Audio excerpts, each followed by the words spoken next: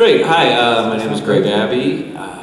In this universe, I'm known for Raphael from TMNT, Nice. the 2003 to 2008-ish. And then I was, animated series. I was Tristan on Yu-Gi-Oh! And Yusei Fudo on 5Ds and a bunch of other smaller characters on other shows. So I've been an actor for a really long time, and I do a bunch of different stuff, commercials, voiceovers, TV, audiobooks, anything I can. I don't think there's anything better than being a working actor, right? Yeah. Staying consistent. Yeah. Yeah. So find that next piece. Remember what that was like? Been able to figure it out. What's that? Remember what that was like? Yeah, exactly. Well, the strike's ended, so hopefully. Yeah. Oh, I know. Yes. That's what saying. Hollywood's opening its doors. Yeah. Get some new shows back. Yeah. Are you finished? Conclusion. And see. Thanks for coming, everybody. See ya. Yes, good night. Blackout. Fade to black. I'm Wayne Grayson. I do the voice of Michelangelo. I did the voice of Michelangelo in the same version of the show that Greg and Mark did, 2003 to 2008. I was also like a couple of ancillary characters within that. I think it was Metalhead, I was Krang. I also, there's a character I did, you may know, named Joey from Yu-Gi-Oh! The crowd seems to like that. Bit of trivia, this gentleman to my left and I'm told, are the only actors that have been in all 7 versions extant of Yu-Gi-Oh! Thus far. Oh wow. Yeah. I thought they would care more about that. That's cool. Yeah, no, there's a turtle panel. Wow. Oh, yeah, that's true. But yeah, and I've done a lot of other stuff too. Like Greg said, we've been around in the circuit doing voiceovers wherever we can. And now that the door is open again to work, hopefully there'll be more work. Yes. And I spend a lot of time raising my children. Oh, that's great. Yep. The best job of all, I suppose. You snub your kids, Greg. Yeah, screw them. He doesn't like his kids. It's fine. It's all about me. They are rough. I hate children.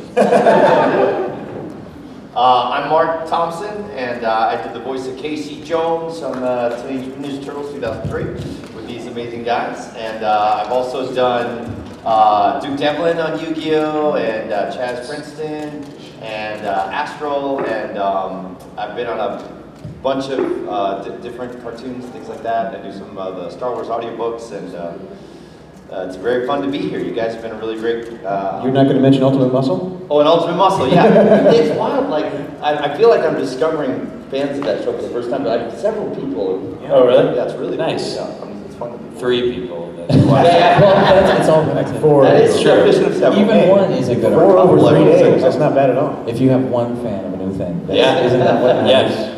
You reach 1 person. Particularly if that 1 person pays $4 million for the franchise. That's good. Show me that person. Yeah, It's where is pretty that cool. guy? Yeah, I don't know. But so, when you guys, the 2003 show, when you went in for that particular Ninja Turtle related scenario, you were already in the voice actor world and so on. You're just going in, getting interviews, no's, yeses, things like that. Did they do chemistry tests with the cast, or did they just, how was the process like, let's say? They definitely did not do chemistry tests. There was Although physics involved. They could have done that. That would have actually been interesting. No, you just kind of went in by yourself. I mean, my memory of it is, I didn't really know the entity that well, so you go in, there's always illustrations of the character, there's always a brief description, and then you take a stab at what you think it might sound like. The director, a producer is usually there, so you might get some notes, but yeah, I think we all just walked in our own, auditioned, and then ended up getting it. And I mean, we ended up having good chemistry, I think, the 4 turtles. Yeah, it sort of happened after the fact that we were able to record together, I think, that was helpful, so. Absolutely. What about you, Wayne? Any experiences on that stuck out in your mind? Stuck out? It's the past tense. English. Yeah. No, yeah, like Greg was saying, we weren't really privy to the casting process. We just went in, did our job, and walked away hoping we got the role. And I was totally psyched because I wouldn't say I grew up, but I'm old enough to remember when the black and white comics first came out. And a local comic store where I grew up, Eastman Alert showed up. I was maybe 12 years old, and they had a box full of the comic books, and they were black and white. And I think it was issue 2 they were up to, maybe 3. And I remember reading that the marketing people were like, what a great combination of words those are. Teenage Mutant Ninja Turtles, that sounds interesting. And to a 12-year-old kid, that was very interesting, and I got a free copy, and immediately identified with Michelangelo, like the nunchucks were cool. I'd never seen that weapon before. And then when the opportunity presented itself to audition for Turtles, I was hoping against hope that I would get a shot at Michelangelo. and they showed us clips from the movie, the live-action movie, and they didn't say do sound-alikes, but they were like, Jack, we want that kind of vibe. And I just somehow, because Corey Feldman did Donatello, and I kind of heard that rasping that Corey has, and I just kind of appropriated that, and I was like, yo, okay, you do it like this, and I'm like Michelangelo. And I really poured my heart to it, and I really wanted the job, and then, you know, whatever it was, a couple weeks later, I got it, and I was really, really happy about that. And it's like life coming full circle. Thank you. Follow that, Mark. Really. No, yeah, I think I similar. Just got to.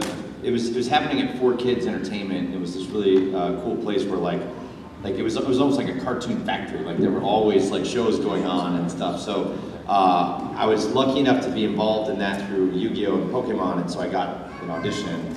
And I also was a fan of Turtles growing up. Like I was a fan of the original cartoons, so I was very, very excited and really, really hoping that I would get something. And then I just remember I was walking down 23rd Street and I got a call, and they were like, "How'd you like to be Casey Jones?" I was like, "Oh, yes!" Yeah, I was like totally freaking out. Goongala. Yeah, that was the one thing is I didn't know what that word was. Like, yeah, so like I thought, yeah. And I remember being in the booth, and I think I said it. Like, I'm trying to remember how I actually said it. It's like I know. I was like, "Oh, you know, yeah." Goongala. Yeah. And everybody kind of went, "Ugh." And I was like, "No, yeah." And then Roy was like, "No, it's Goongala." Maybe close to put that in the script. Yeah. Now, Mark, can you for me say Random House Audio presents? Start. Random House Audio presents. Yeah. That's Probably perfect. 8550. Yeah. That's it. Oh, we didn't agree on price. He did that for free. That's on him. That's on him. That's the Actor thing. 101. You did it before you got paid. Who has questions for our Ninja Turtle panel, my friends? Awesome. Tim, let's start right here. This is Tim. Doc, this is here. Take this one. The biggest Ninja Turtle fan of all in Power Rangers. Your version of the Ninja Turtles came out in 2003, the same time Power just started a new era from Disney filming in New Zealand in 2003. It's amazing the 2000s was a different version of both Ninja Turtles and Power Rangers from the 90s classics. Anyways, the question is, how was it actually in episode Virtual Reality Check when Michelangelo met the Super Turtles based on one of the comic books from Dreamwave? How was it voicing their counterparts as different? Ball Boy, who was Michelangelo's counterpart, and the muscular one Griddix, who was Raphael's counterpart, and Casey Jones, who with short hair was April Lemire's assistant in that version. Oh yeah. I thought it was always cool to be able to do different versions of the character. So being able to do alternate versions and then darker versions was always just a challenge as an actor to keep the character consistent with the voice, but also have it be a different intention behind the character. That's acting, baby. You know, like we had a great time being able to stretch and do that. I know that Greg wasn't always a big fan of doing this rough Raphael voice, but even rougher when we're in the dark side. Yes, that's right. I would just take a golf shoe and scrape it across my throat. Yeah, by the end of the time, you're walking out of the booth like, Ladies and gentlemen, please welcome the screenwriter from the 1990 Ninja Turtles movie, Todd Langen, ladies and gentlemen. Does anyone have a watch they can lend to Todd? Because you're a little bit tardy. You made it, that's all that matters. Kids. I was taking care of kids. He was taking care of kids. You should. I don't feel bad at all. I'm on board. Should I? Oh man, it's good to have you here. Good to have everybody on board the panel. Who else has one? Oh, let's open. Any questions out there? No? Okay, that's all right. Well, Todd, as you get situated, welcome. TMNT right there, lean, green, and on the screen. Send a little green from there. This jacket is a bigger celebrity than I am. This is the original film crew jacket from the very first Teenage Mutant Ninja Turtle movie. This jacket is It smells wonderful. in the room. This jacket is 34 years old. I got it during pre-production in 1989. Wow. Shooting the movie. But this is the part you really want to see. Get your oohs and ahs ready. Okay, here we go.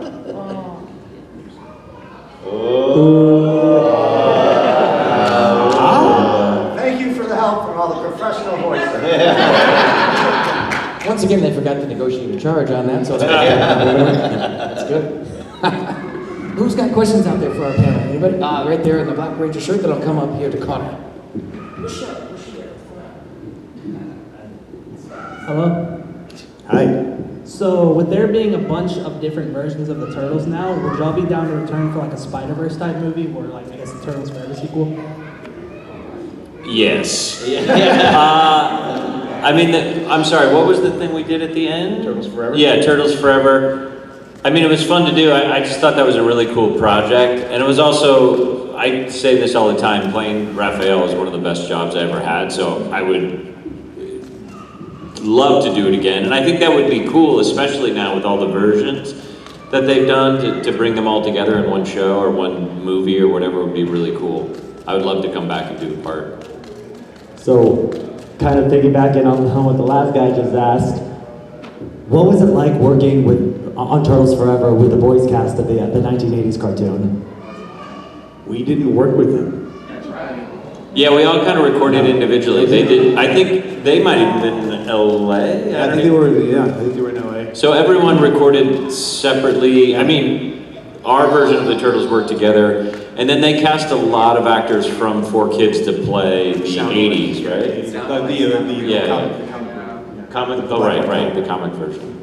They only returned with the 2012 series actors, though.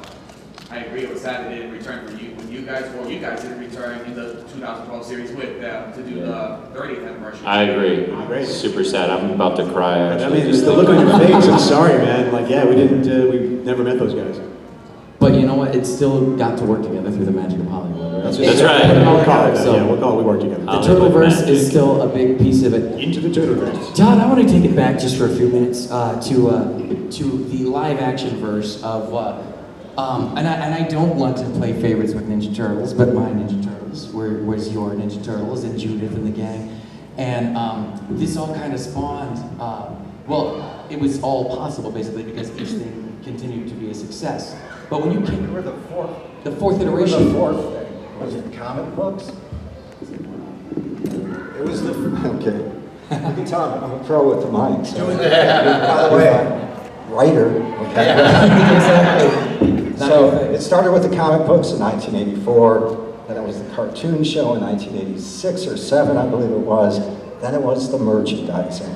The merchandising led to all this because we were the fourth iteration. After the merchandising took off, then I was like, hey, you know what? Maybe we should make a movie. That's how this came about. So we know our place in the universe. So. But it all got, that's a nice humility to have for it. But when you did come in, It's a false humility. well, that's part of the business, right? So when you were writing when you were putting it together, writing the screenplay, what elements did you use at your disposal? What did they say? So when I was no movie like that existed. It's a good question because I was told when I came on to write the first movie, they gave me, so the whole issue about the first movie continued all the way through writing, pre-production, production, all the way into post-production. Where is the balance? Should it be a kid picture? Should it be an adult picture? What is the tone of this movie? That was my very first question when I sat down to talk to the producers and the director. So that was problematic all through the process. But at the beginning, they gave me a stack of comic books from Eastman and Laird and said, this is kind of what we want you to look at. Do not look at the cartoon. I was told specifically, do not watch the cartoon. So that'll give you an idea where they were headed. To this day, sorry gentlemen, I have never seen a single episode of any cartoon show that involves the turtles. Because I think you owe them an apology. We don't care. for legal reasons, yeah, so that was the balance, and they totally abandoned that on the sequel, which, much to my dismay, because I argued against it, I thought it should. We tried to strike that balance. Did pretty well in the first picture, dark and light, kid and adult, cartoon, comic books. On the second picture, they literally told me, Todd, you're to write this movie for 5-year-old boys. That was a sea change in the way the movies, I argued against it, but screenwriters don't get to decide that sort of thing. We don't control the purse strings, so there you go. Was Jim Henson working with you since he's the one that helped create it? Jim Henson's Creature Shop built the Turtles. Jim Henson himself had nothing to do with either movies. It was his son, Brian Henson, who eventually took over as the head of Henson Productions after his father passed away. Jim Henson had nothing to do with the movies except lending his name and his company do the turtle pictures. It was all Brian. Brian was the guy I worked with. I guess that's why fans complain about the second movie, saying memory of Jim Henson when it had nothing to do When with it it, like wasn't you in said. fact, yeah, that makes sense. Unfortunately for me, and then I'll let it go, but I loved Muppets growing up, that whole thing. And after the success of the first picture, Jim Henson actually he called my agent, wanted to have a meeting. So I got a chance to meet Jim Henson up in the Muppet Tower in Burbank. And it was a great meeting, everything you could possibly want in that type of meeting. Big office, big desk, Muppet stuff all over the place. He was just the guy you wanted him to be. And he died 2 weeks later. So, tiny little bad for me, big bad for the business, because he was a young man relatively. He was like 53 years old. He had a lot more to do, so. Yeah. His legacy still lives on over But wow, that's the downer mode. Let's go over here in the red Samurai Ranger here. We'll do a question. Here you go. Okay, so this question is not a Ninja Turtle one, it's a Yu-Gi-Oh! One that I have for Wayne specifically. This is a turtle panel. You are banished. Beat me to it, Wayne. So like way back in the 5Ds era, there was this character who looked a lot like Joey, and they called him Jesse Wheeler, and they had him voiced by you. Yeah. Whose idea was it to call this character Jesse Wheeler and have Joey Wheeler's voice actor be the one to, voice it for that one line? These are decisions that are made on a different pay scale and mentality than what I'm in. I just know I was there. I did the voice of Joey. He looked like Joey. Let him do it. He's here anyway. Sorry for the voice. And I don't know who came up with Jesse. Shane Winnagle. A lazy writer. A lazy writer. Thank you. Back to turtles. Exactly. Who do we got? Anybody? Ah, yes, right there. I thought I saw. No, you're forgiven. Thank you all for being here today. It's really great to see you guys. Thank you for watching the show. Is that Carabunga? Is that Carabunga? It is. Yes, it is. It is. It's Carabunga. I'm surprised that Her name's you Kara. Kara. When you mash her up with Cowabunga, it's the greatest mashup power. It's Carabunga. It's a nickname to my nickname. There you go. There's that. Could you wish? So which one of the characters that you voiced or written do you connect with the most? It doesn't have to be like the one that you're known for. Just which one do you, I don't know, match with? Todd. That's a good There are many voices that I've contributed to the industry. You guys go I ahead. feel like I'm talking too much, Mark. I think of all the animation characters I've done, I probably am the most like Kid Muscle, even though that's kind of a weird one to say, because he's very goofy and whatever. But that's probably, it was kind of vocally close to what my voice was 20 years ago, and I'll go with that. Fun in that role. Yeah, it was really fun. And we got to really play up the humor, and so it was a really fun show to do. Terry the Grand Canyon? Oh yeah, definitely Terry the Grand Canyon. I mean, I'd probably say similar, probably Tristan. Most fun I had was definitely Raphael, and I have. It doesn't seem like it, but I have anger issues. I just keep them under wraps. I've said to people, I think the day I auditioned, I had gotten in a pretty big argument with my then girlfriend, now wife, and I brought that into the room. I really did. I think I was so pissed off when I walked in and they were like, this character's angry. I was like, my girlfriend's pissing me off! So I would say, most similar to Tristan, probably had the most fun doing rap. Awesome. What else do we have? Tim again. All right, and then we'll go over to that. I love your outfit. Anyways, I want to say happy 20th anniversary now to the 2003 Turtles. Yeah. You guys started voicing in February. We were teenagers then, so... I just turned 13 that time as a teenager. And also, my question is now though, when you guys did the Fast Forward series in 2006, where they ended up 100 years in the future, I did met the creator, Kevin Eastman, and he told me that yes, he's been in touch with all of you voice actors, and he told me, did you know that originally after Fast Forward, before going back to the sewer the next season, there was supposed to be one more season of Fast Forward where the Dark Turtles become good working with Cody, and where they defeat his terrible uncle Darius, who was hurting him and Starling. Was that true? Was there supposed to be another season? You guys were sad you couldn't do it? I can definitely answer that. We're Yes, you not were sad. happy that we didn't do it. I would love to work more on it. They didn't really. We would go in and find out pretty much on the day how things were going. Like we knew there was a whole season. We didn't know what their future plans were. So that's news to me. Also, the alien Shredder was supposed to return, take it over as on a Triceratops body. And I would have been shocked to see that season say, the girl saying, it can't be. But how? When he was in prison over 100 years on an asteroid. See, I would imagine so much of the dialogue is just a daily, they hand it to you and you read it, right? Like it's... I don't even think we... Yeah. No, we used to do, initially, they would send us, I mean, well, I'm talking like the first episode. Yeah. They would send us the storyboards in the mail. Like not even email, like physical mail, we get storyboards of the script. Then that kind of petered out, like, That well, stopped we'll just after send you the episode 2. script. Yeah. And then what we always would do is we would go on a Wednesday morning, we'd have a table read-through in the morning. Then we have a lunch break when they used to get us pizza. And, Literally. Yeah, they would at Pizza Wednesdays. And then we'd record the show in the afternoon. Wow, okay. So that's basically that would be, you know. Yeah, it wasn't like we were getting a ton It's of not prep like you have on script it. in this and you have But I mean, notes, well, like, my Yeah, character but would do on the other this. hand, we're not doing Shakespeare. Yeah, Yeah, you're not. And I think a few Oh. seasons in, it wasn't like Raphael rocket would say science. this. Right. Well, I once mean, we get the character voices down, it's Yeah. just being able to speak in that voice. That's what it is until you can't. Yeah, exactly. What do you say? Let's go right here with a nice question. I love your outfit. What are you today? I am Nelson Andrews from Yu-Gi-Oh! Zexel.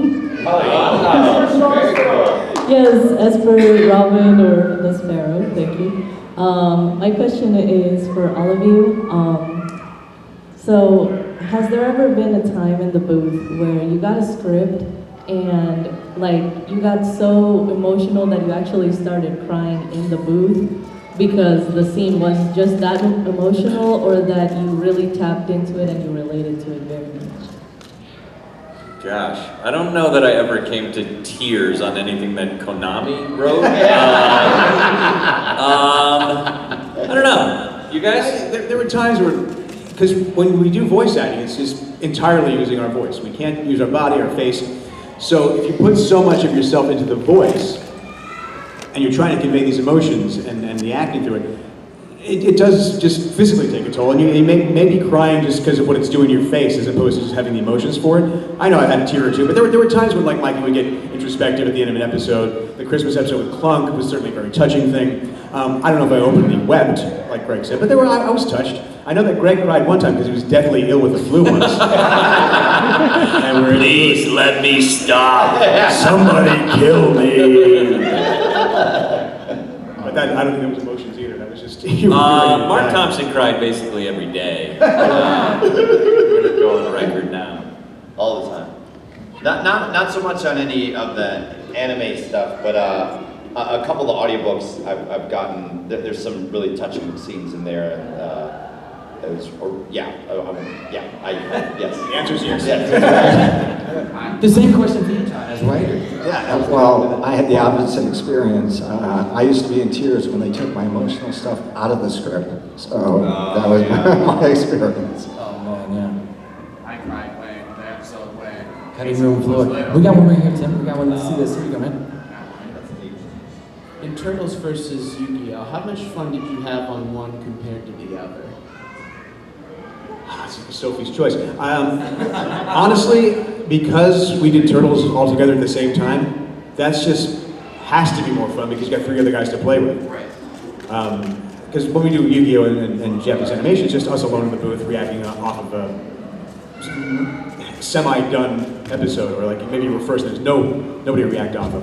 But the 4 of us together, like we were saying earlier about the chemistry, we genuinely got along, the 4 of us, and we would be like brothers after a while, like making fun of each other and ribbing each other. And Mike Nicholas was a very, very astute burper, which is always funny. Yeah, it's another trivia. Anytime Mikey burps, it's not me.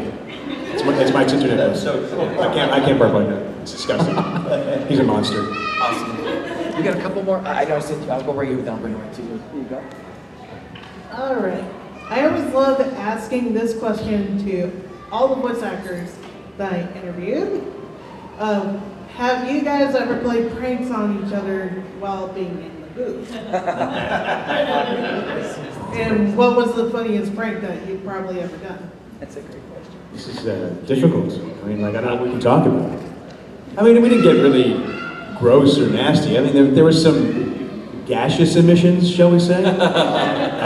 I will say, because we would be together and the four of us were in the booth, just because of the physical constraints of the space, and four guys working hard and sweating and making fun of each other. Whoever followed us to work that day, I do not envy them. Yeah, I don't remember really any specific pranks.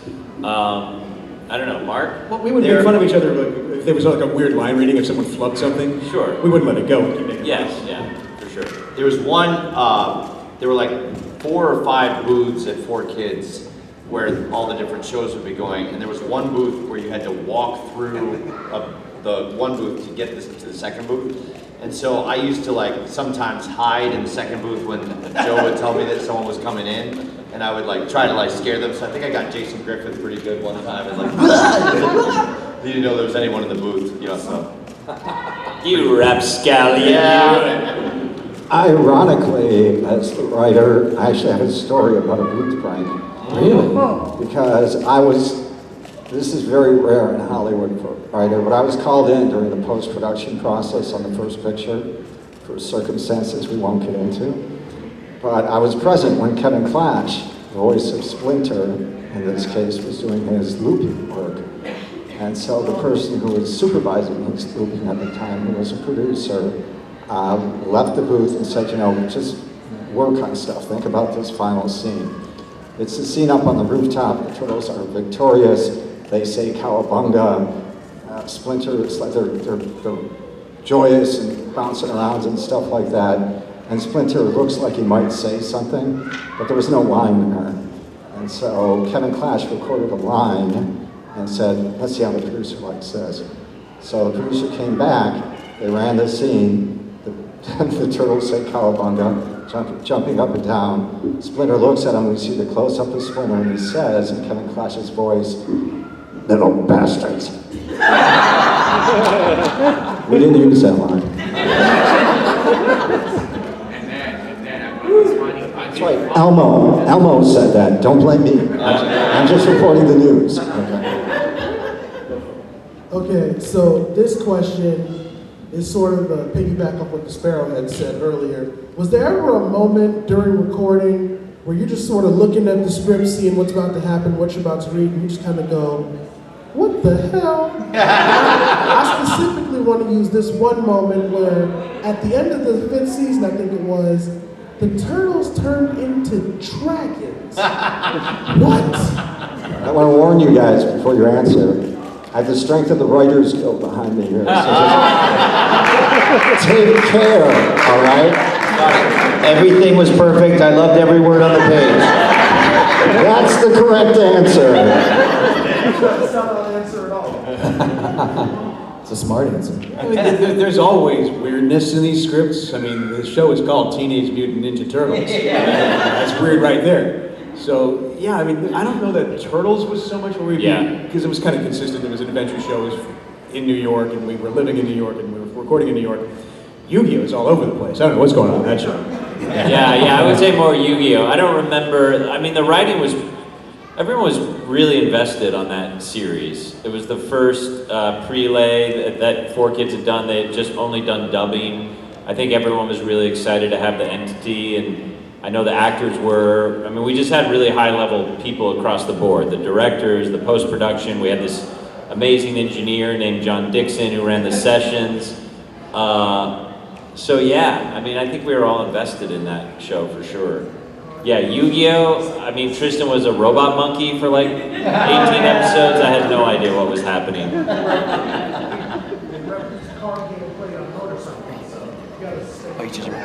They answered my question. Understood. We got one over here. Yes.